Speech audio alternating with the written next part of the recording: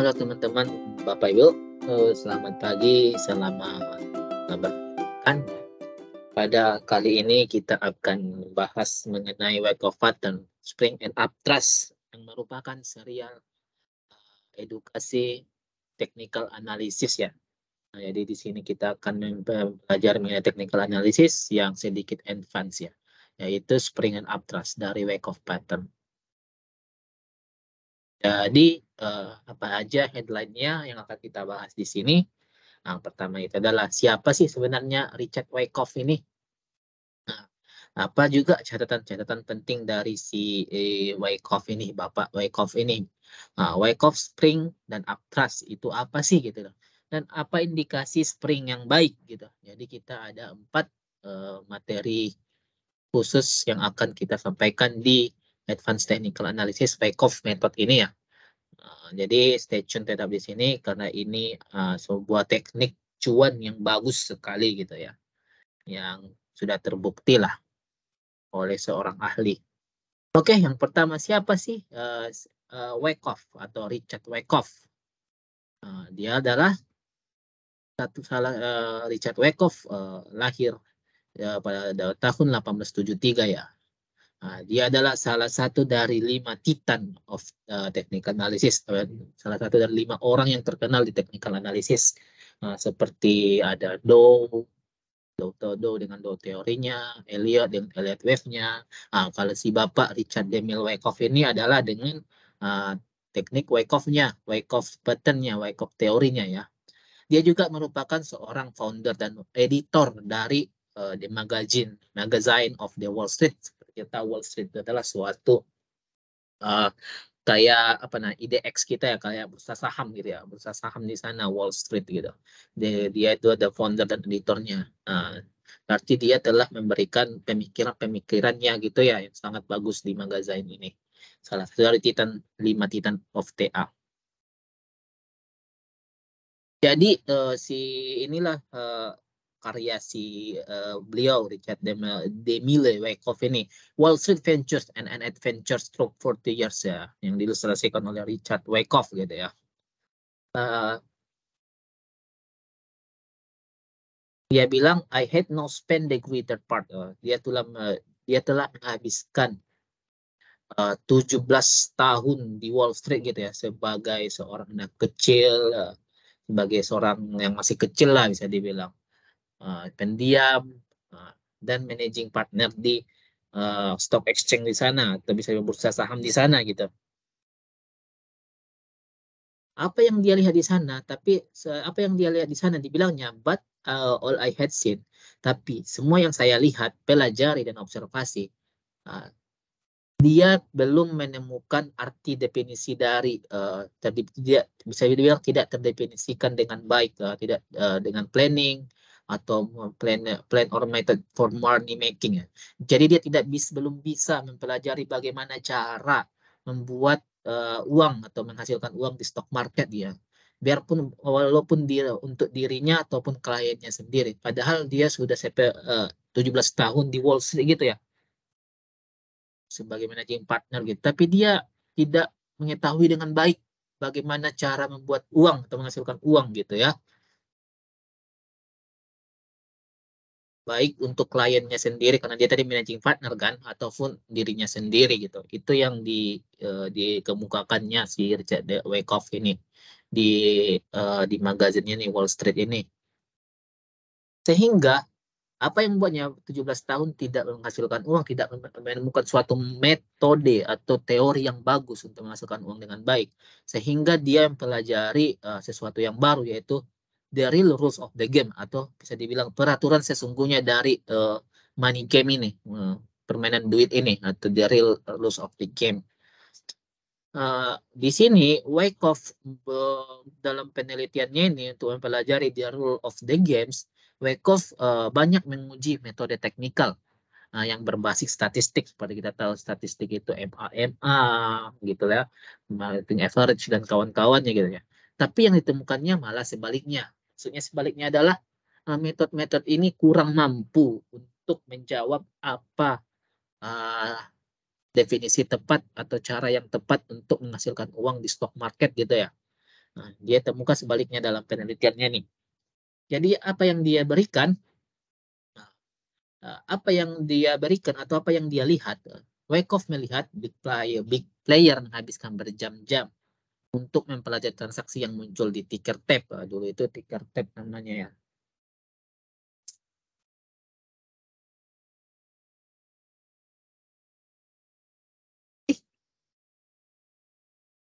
Jadi Wyckoff mempelajari melihat big player menghabiskan berjam-jam untuk mempelajari transaksi yang muncul di ticker tape. Dia lihat, I saw more and more the action of stock reflected. Dia mengatakan, saya lihat bahwa the action of stock atau misalnya pergerakan suatu saham itu terrefleksi berdasarkan rencana dan tujuan siapa yang mendominasi di sana. Jadi bilangnya siapa yang mendominasi di sana, itulah yang akan merefleksikan harga dari suatu saham gitu.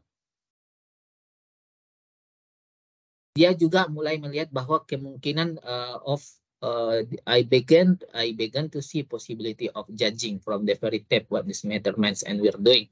Dia mulai melihat kemungkinan dari apa-apa yang terjadi di market atau apa yang dilakukan oleh mastermind-nya mastermind-nya di market itu. Jadi dia mulai mempelajari atau menilai apa sih sebenarnya yang dilakukan si mastermind dari suatu stock market tersebut.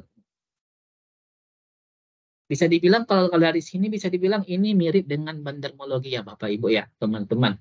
Melihat big player, melihat mencoba menerka apa yang sedang dilakukan oleh big player tersebut gitu ya. Jadi dia mulai mempelajari itu bahwa suatu saham itu tujuannya itu berdasarkan mastermind-nya.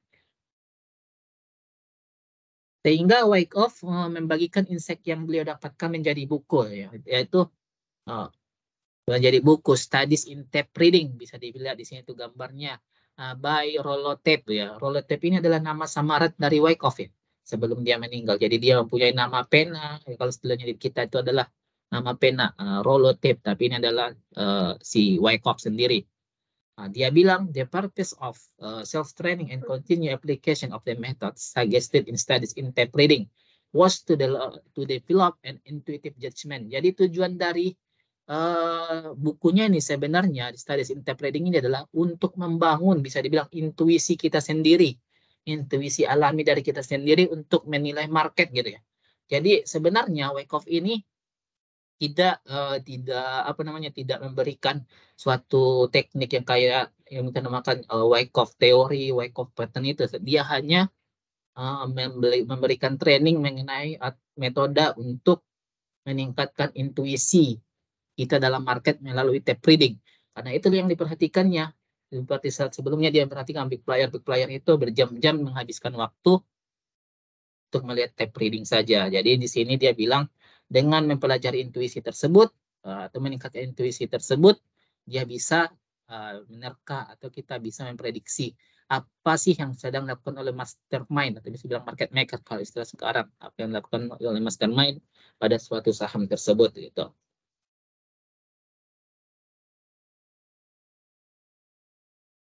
Oke, itulah sebenarnya yang dilakukan oleh Richard Wyckoff ya. Jadi kalau kita temukan banyak pattern-pattern Wyckoff yang di pasaran sekarang pelajaran sebenarnya itu adalah pengembangan dari Wyckoff sendiri, bukan dilakukan atau diberikan oleh Wyckoff gitu. Wyckoff juga menawarkan sebuah konsep yang dia sebut dengan composite operator atau composite man gitu ya. Dia bilang all the fluctuation in the market and all the various stocks should be studied as if they were the result of demand's operation. Gitu. Jadi semua fluktuasi di market gitu dan pada semua saham-saham yang ada harus dipelajari karena itu merupakan hasil dari seorang mastermind tersendiri seperti yang bilang itu ada mastermind tersendiri di satu saham gitu ya as if they were result of demand's operation gitu itu kita harus mempelajarinya gitu semua fluktuasi itu karena itu ada yang ngatur istilahnya gitulah istilah kasarnya. Nah, jadi let's call him the composite man. Jadi siapa yang ngatur saham itu, dia memanggilnya sebagai composite man. Kalau di kita sekarang itu bisa dibilang itu bandar ya, kalau istilah yang kita familiar sekarang, bandar saham atau market maker. Yang merupakan secara teori duduk atau beraksi di belakang layar dan memanipulasi harga untuk memanipulasi harga untuk kepentingan dirinya sendiri dan bukan untuk kepentingan kita ya. Jadi if you do not understand the man, jika kita tidak mengerti apa yang dilakukan di composite man tadi atau market maker tadi, kita tidak akan bisa mendapatkan profit. Tapi kalau kita memperhatikannya, kita bisa dapat profit yang besar gitu ya, jika kita mengerti apa yang sedang dilakukan. Itulah kenapa yang dipelajari, yang ditrainingkan oleh si Richard D. Wyckoff ini adalah mengenai intuisi gitu ya. Intuisi itu untuk membaca apa yang sedang dilakukan oleh composite mental tersebut, atau kalau istilah dalam kita adalah bandar. Jadi bisa dibilang Wyckoff teori ini sebenarnya adalah mirip dengan bandarmologi ya. Mirip dengan bandarmologi sebenarnya. Kalau di kita sekarang. Jadi Wyckoff menyarankan untuk retail trader seperti kita untuk trading sesuai dengan the rules of the game. Itulah the rules of the game, itu yang membuat tadi adalah bandar atau composite man atau mastermind dari suatu saham tersebut. Jadi dia bilang ini tidak peduli itu transaksi asli atau fiktif, tidak peduli itu transaksi publik atau investor raksasa. Kalau di bandarmologi modern sekarang kan kita itu memperhatikan big player-nya itu biasanya itu adalah institusi atau investor raksasa kan. Tapi dia itu kalau dia bilang tidak peduli asli atau fiktif, tidak peduli itu transaksi publik atau investor raksasa, dia tidak memperdulikan itu. Nah, jadi bisa dibilang agak mirip bandarmologi, tapi ada juga perbedaannya ya. Kalau bandarmologi kan transaksi fiktif itu kita abaikan, misalnya ada bid over gitu ya, pemalsuan bid over gitu. Kalau dia tidak, silahkan lihat itu semua, aturi the rules of the game-nya gitu. Itu untuk Richard Demel Wyckoff pemikirannya. Pemikiran tersebut juga itu mendorong dia untuk menginterview banyak trader-trader ternama pada eranya seperti Jesse Livermore, JP Morgan, dan lain-lain untuk mengkonfirmasi hal tersebut. Nah, orang-orang besar ini juga ternyata berpikiran demikian atau mengkonfirmasi apa yang dikatakan oleh si Wyckoff. Jadi bisa dibilang mereka setuju dengan pemikiran Wyckoff ini bahwa ada suatu mastermind atau composite mind atau istilah kita bandar di balik suatu saham gitu ya. Di balik suatu fluktuasi dari pergerakan suatu saham gitu. Itu sebenarnya yang dipelajari oleh Wyckoff ya. Sehingga pada tahun setelah banyak meneliti, pada tahun 1926 Wyckoff pensiun karena kesehatan menurun. Beliau balik untuk mengedukasi publik dan mendirikan yang namanya Wall Street College pada tahun 1930 dan wafat pada 1934. Jadi apa catatan-catatan penting dari Wyckoff ini? Catatan pentingnya adalah zaman sekarang Wyckoff sering diasosiasikan dengan akumulasi dan distribusi, padahal beliau tidak pernah menginterpretasikan demikian. Yang dia interpretasikannya adalah adanya suatu mastermind di balik suatu fluktuasi harga gitu ya. Dan dia mempelajari atau mentraining dirinya sendiri bagaimana untuk melatih intuisi, untuk mengetahui apa sih tujuan atau apa sih the rule of the game yang sedang dimainkan oleh mastermind tersebut. Itu sebenarnya gitu. Nah, jadi untuk mengetahui rule of the game tersebut, jadi inti dari sebenarnya keaslian dari Wyckoff ini adalah point and figure chart. Seperti kita lihat di sini contohnya adalah Antam gitu.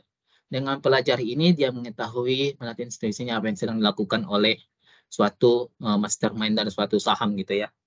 Nah, ini sebenarnya yang dipelajarinya, bukan mengenai akumulasi dan distribusi gitu ya. Nah,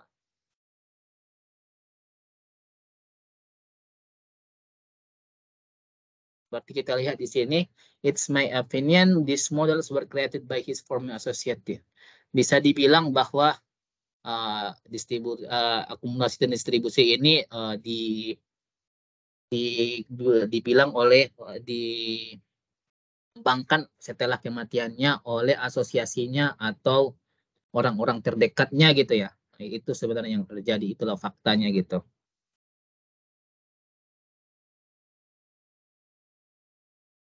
Jadi inilah pengembangan dari Wyckoff tadi. Ini adalah jadi bisa dibilang Wyckoff Spring dan Aptras yang akan kita bahas ini adalah bukan asli dari dia, tapi pengembangan dari teknik dia yang sebelumnya, pemikiran dia sebelumnya yang dikembangkan oleh orang-orang terdekatnya gitu ya.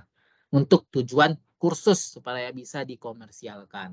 Kalau intuisi kan pembelajaran suatu intuisi itu susah untuk dikomersialkan, tapi mengenai suatu teknik yang dikembangkan pasti bisa untuk lebih bagus lagi untuk mengembangkannya. Oke, pertama itu Wyckoff Spring. Apa itu Wyckoff Spring? Wyckoff Spring seperti kita lihat ada A, B, C gitu ya. Ada suatu saham atau pergerakan suatu saham yang melewati resisten tertentu gitu ya. Bisa dibilang ini adalah breakout bawah, tapi ternyata dia false gitu ya. Dia false breakout dan melanjutkan suatu kenaikan gitu ya.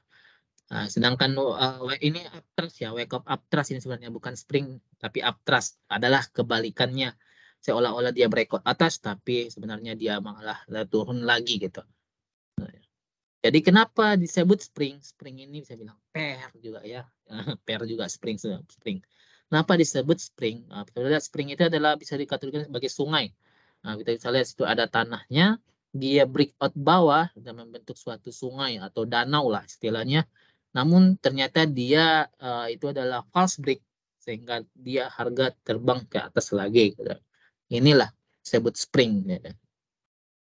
Sedangkan uptrust juga mirip, hanya saja dia seolah-olah tembus ke atas gitu ya. Jadi bisa dibilang ada suatu quotes yang berkembang di kalangan technical analysis mengenai Wyckoff ini ya. Jadi kamu bisa hidup, bisa dibilang quote-nya itu bisa bilang kamu bisa hidup hanya dengan mempelajari atau menguasai spring dan uptrust gitu ya. Bisa hidup di stock market gitu. Jadi kita mempelajari ini kita bisa hidup di stock market gitu. Ini saja tekniknya kita sudah bisa bertahan di stock market, bisa untung dan hidup gitu ya. Terus berarti di sini tujuan kita adalah mengetahui spring gitu kan, karena ini adalah continuation pattern untuk suatu saham untuk naik lagi gitu ya, karena kita kan pasar kita bukan pasar dua arah ya. Kita tidak adalah pasar yang beli dan jual, tidak bisa jual dulu atau short sell baru beli kita. Yang bisa jual atau short itu ada aturannya tertentu. Jadi bisa dibilang fokus kita di sini adalah mengenai spring ini. Jadi kita belajar spring itu bagaimana caranya gitu ya. Ada 5 indikasi spring yang baik. Ini adalah metode terakhir ya. Indikasi spring yang baik. Ada satu, spring ini harus ada di market uptrend dan berada di area momentum. Bagaimana cara menilai dia ada di area momentum? Teman-teman bisa bilang ini adalah area momentumnya sini. Karena area momentum bisa dilihat dengan cara Fibonacci ya di 0,3, 0,6 sekian, itu adalah area momentum. Perhatikan, kalau dia berada di area situ dan marketnya uptrend, kemungkinan market uptrend ini adalah secara bisa dibilang gambaran besar ya. Makanya sering kita bilang itu, kita sering memberikan pengajaran bahwa kalau melihat suatu market itu secara utuh biar di zoom out lagi biar bisa kita lihat arah marketnya sebenarnya apakah dia uptrend atau downtrend. Jadi ini akan indikasi yang baik kalau dia ada di market uptrend dan ada di area momentum gitu ya. Area momentum ini cuma tambahan, tapi sebenarnya itu harus ada uptrend. Ini cuma tambahan dari kita, area momentum. Momentum bisa diukur dari 0,3 atau 0,6 sekian gitu ya. Jadi kalau dia ada di sini, ini merupakan pertanda suatu pertanda yang baik bahwa spring akan dimulai gitu ya. Berikutnya adalah ada di market ranging dan mengikuti patokan trading range kita. Seperti ini market rangingnya di sini. Nah, tuh di sini naik turun berarti ranging kan. Nah, dan berada di area trading range kita di sini. Kalau masih ada di sini dan dia membuat spring gitu dan dia akan terbang ke atas. Sudah dibilang seperti itu ya. Kemungkinannya. Oke, yang kedua adalah ketiga adalah spring pada daerah downtrend cenderung gagal. Kenapa? Bisa kita lihat di sini kebanyakan ya cenderung gagal. Dia sini hampir membentuk spring tapi ternyata di breakout bawah lagi dan ini di breakout bawah lagi. Jadi cenderung gagal kalau dia di downtrend. Makanya indikasi nomor pertama itu adalah jadi uptrend market gitu ya. Spring, yang keempat ada spring tidak diam terlalu lama. Misalnya dia sideways tadi ya, sideways atau di ranging market ranging. Jadi dia tidak terlalu lama untuk naik ke atas. Misalnya kayak gini, dia sudah membuat spring tapi dia masih ranging lagi. Ini menandakan bahwa itu bukan spring gitu ya. Jadi ini bukan adalah spring yang bagus gitu ya, bukan spring yang bagus. Jadi kita keluar aja jika terjadi gini ya, karena itu menunjukkan tidak spring yang bagus. Kita menghabiskan waktu kalau kita nunggu itu. Karena spring yang bagus, seperti kita lihat setelah dia buat spring, dia tidak terlalu lama, dia langsung terbang dan breakout lagi ke atas di market ranging seperti itu. Ini spring, tes, dia buat LPS, LPS lagi, tembak ke atas gitu ya. Nah, spring sebaiknya ada dukungan volume. Biasanya ketika suatu ada bentuk spring, kita lihat ada volume-volume bagus di situ. Mulai rame ataupun suatu cenderung transaksinya meningkat di situ, itu menunjukkan spring yang bagus. Jadi mestinya mulai rame pada atau jauh meningkat transaksinya ketika terjadi spring ini. Itulah 5 indikasi spring yang baik gitu ya. Oke, itu aja mungkin materinya. Berikutnya adalah contohnya. Kalau kita lihat contohnya itu, kalau kita lihat di market ya, contohnya itu adalah, coba kita lihat, kita sering membahas mengenai suatu saham yang namanya kemarin juga kita bahas di video transportasi logistik ya, yaitu LP gitu. LP ya. Ya, LP di sini bisa dibilang kita sudah sering membuat video mengenai LP ini. Yang mengatakan bahwa LP ini kemungkinan adalah spring dari wake of spring gitu. Ini kita bisa bilang review dan screening saham transportasi kita ada LP di sini. Di saham bulanan, saham mingguan juga ada LP di sini. Kenapa kita bilang LP ini bagus? Kemarin kita bilang kan di sini di sekitaran Septemberan kita call ini ya bagus gitu. Karena di sini ada spring. Ada sini kita buat tulisannya ini spring. Inilah spring tadi, sungai tadi. Dia seolah-olah breakout tapi langsung ditarik ke atas, mulai terbang gitu ya. LP sudah mulai bagus lagi seperti yang kita jelaskan di video-video sebelumnya. Inilah salah satu contoh dari spring di real market gitu ya. Kita lihat indikasinya itu apa?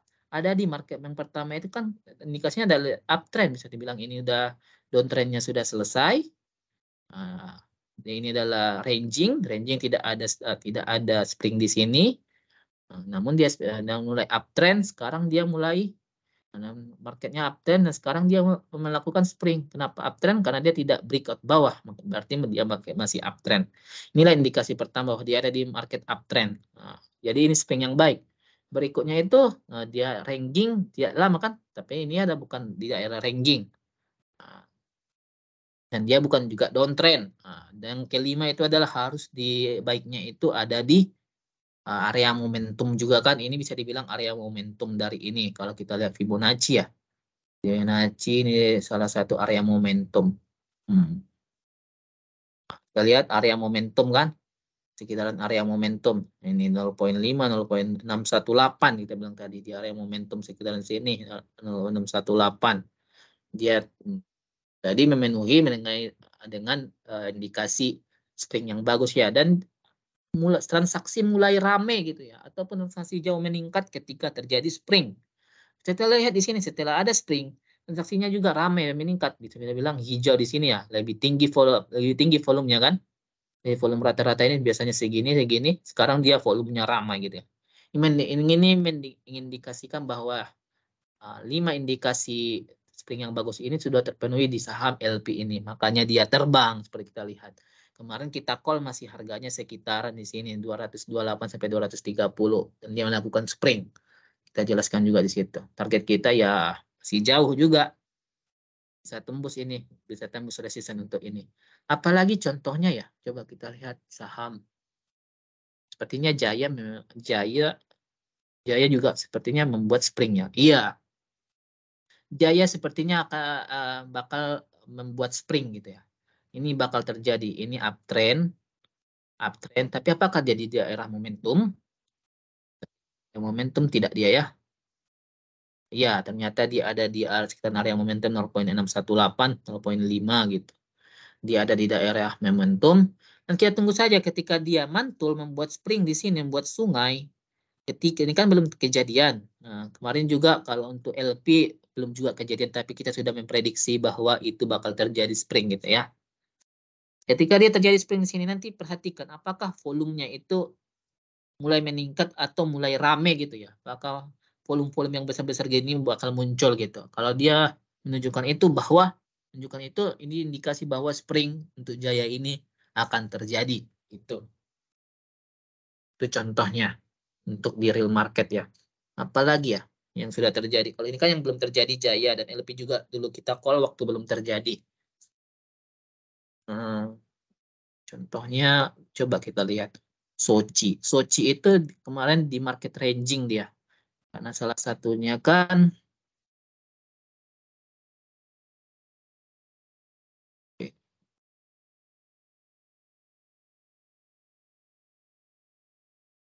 Sochi tidak menunjukkan spring karena dia tidak ada membuat spring di sini, hanya langsung ini diangkat gitu WINS.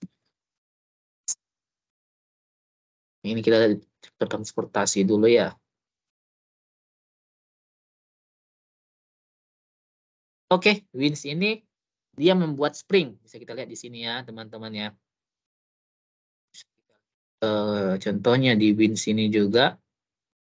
Oke, sini, nah, dia uptrend, resisten, dia buat spring di sini, seolah-olah dia breakout.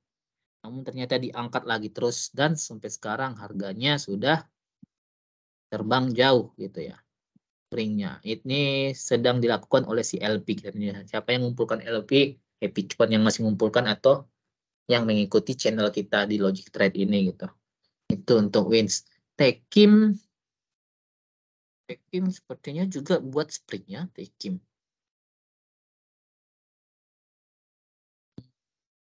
Tekim tidak ya, spring tidak Tekim tidak buat springnya. Kalau YNKP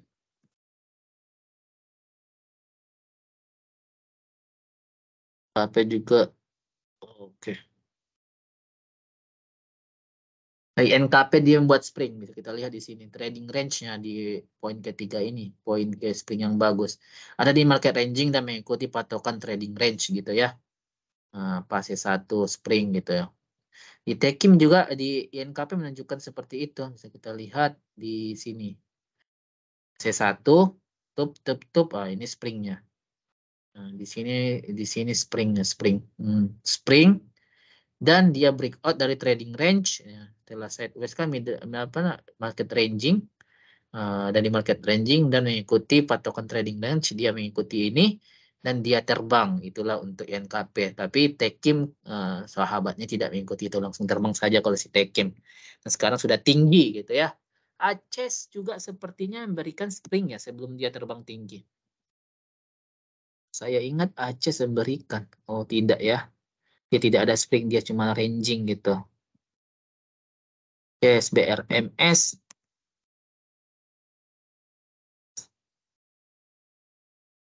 Oke, BRMS dia memberikan spring jelas sekali. Tidak lama setelah itu dia terbang. Kita lihat di sini. Kemarin kan di indikasi kedua itu ada di market ranging dan mengikuti patokan trading range. Dia di sini ada di market ranging. Nah, ranging berarti sideways. Trading range-nya itu di sekitar 141 sampai 192. Nah, itu supportnya diuji dan sekarang dia seolah-olah breakout ke bawah. Nah, dia buat spring di sini. Dia buat spring di sini. Spring.